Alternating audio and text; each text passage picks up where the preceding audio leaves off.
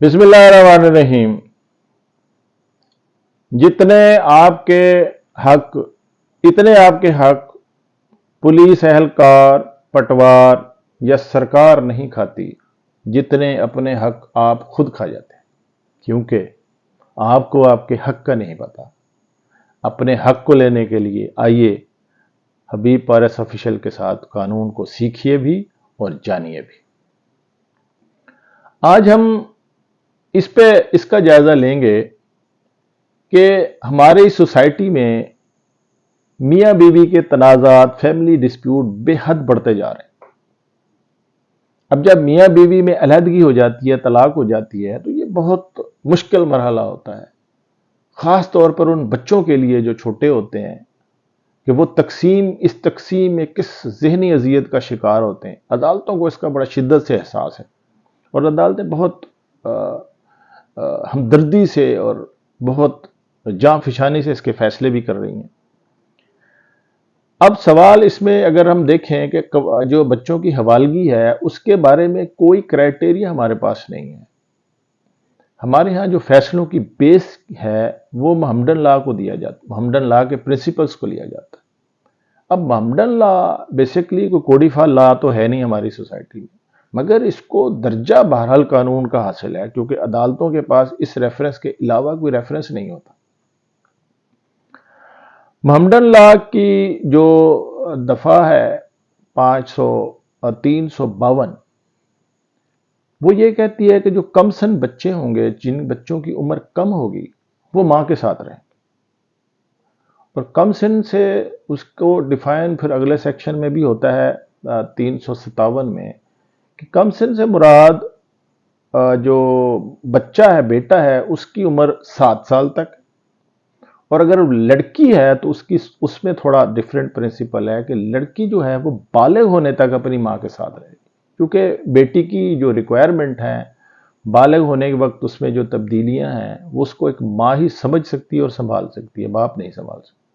तो कानून इस्लाम दीन फितरत है और उसमें यही उसूल बनाया गया कि बेटी बलूगत तक अपनी माँ के साथ रहेगी और बेटा 7 साल की उम्र तक, क्योंकि 7 साल के बाद बेटे की तरबियत और बाहर उसकी नशोनुमा और दुनिया में उसको रहने के लिए जो जिस तरबियत की ज़रूरत होती है वो बाप ज़्यादा अच्छा अंदाज में दे सकता है।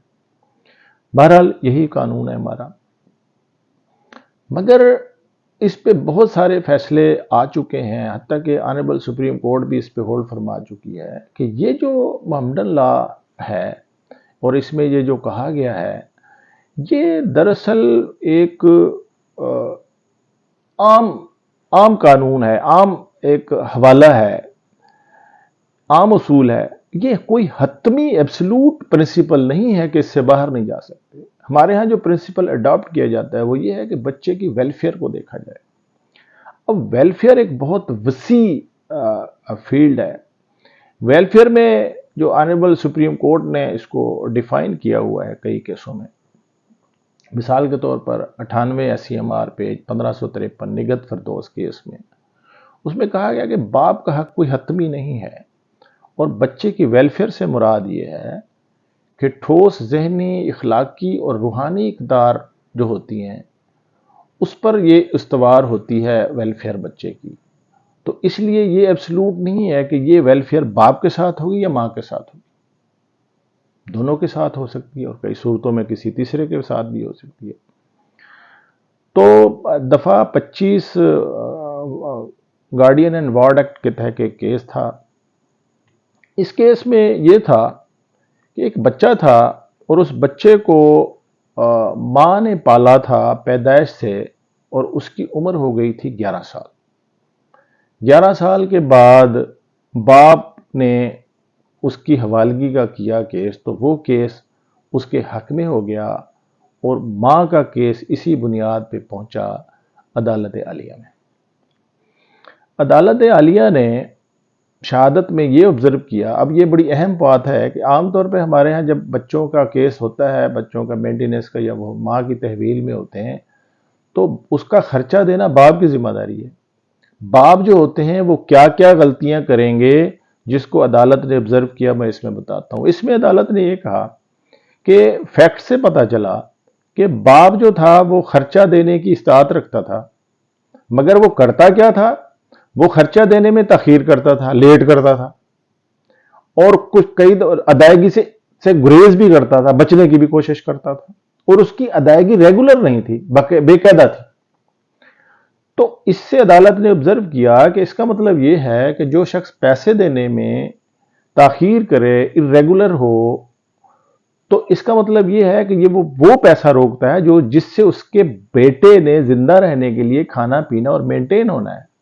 اس کا مطلب اس کو اپنے بیٹے سے اتنا پیار اور ویلفیئر کا خیال اس کو نہیں ہے، لہذا ایسے شخص کے حوالے بچہ نہیں کیا جا سکتا جس کو اپنے بیٹے کی اتنی ضروریات کا بھی احساس نہیں ہے۔ تو اس میں ویلفیئر جو ہے یہ ماں کے ساتھ ہوگی اور باپ کے ساتھ نہیں ہوگی، اور یہ بچہ باپ سے لے کر ماں کے حوالے کیا گیا۔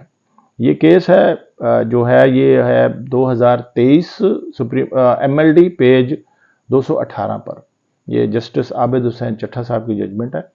اس میں فوزیہ تسلیم بنام ADJ میں یہ فیصلہ کیا گیا۔ اس کے علاوہ وہ کیسز جن میں یہ قرار دیا گیا کہ یہ باپ کا حتمی رائے نہیں ہے، حتمی حق نہیں ہے، ماں کو دیا جا سکتا ہے جہاں ویلفیئر ایسا ہو، وہ ہے 14 SCMR پیج 343، 2000 SCMR پیج 1839 اور 2020 CLC پیج 1340 گلزار خان بنام رحیمہ۔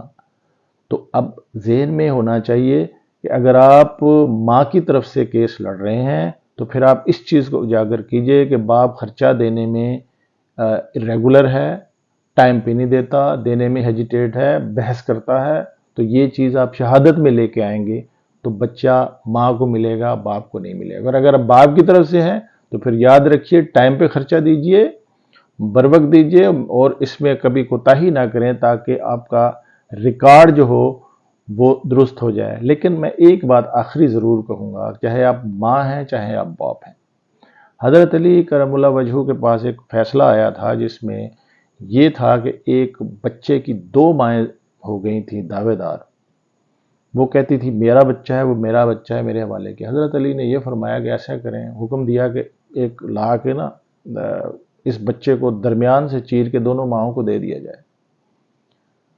تو ایک عورت تو چپ رہی اور ایک نے رونا شروع کر دیا کہ نہیں میرے اس بچے کو آپ مطلب چیریں نہیں، دوسری کے حوالے کر دیں۔ تو آپ نے اسی کے حوالے کر دیا کہ یہ نیچرل اس کی کال تھی کہ اس کا چونکہ بیٹا تھا، اس نے یہ قربانی قبول کر لی کہ میرے پاس بے شک نہ رہے مگر اس کو کوئی تکلیف نہ ہو۔ تو آپ بھی اگر ماں ہیں یا باپ ہیں تو آپ کے اپنے بچے سے اس محبت کا دل سے اظہار کیجئے، اور دل میں ہونی چاہیے۔ اور اگر آپ خود ہی فیصلہ کر لیں کہ آپ کے بچے میں اتنا آپ کے دل میں بچے کی اتنی محبت نہیں یا اتنا احساس نہیں ہے، تو اس بچے کی محبت کا تقاضا یہی ہے کہ پھر آپ دوسرے کے حوالے کر دیں جو اس کا بہتر خیال رکھتا ہے۔ دوسروں سے انصاف کی توقع نہ رکھیے، صرف دوسروں سے انصاف کی توقع نہ رکھیے، اپنے ساتھ خود بھی انصاف کیجیے۔ اپنی دعاؤں کو میں یاد رکھیے گا۔ آپ کا دوست حبیب احمد فارس۔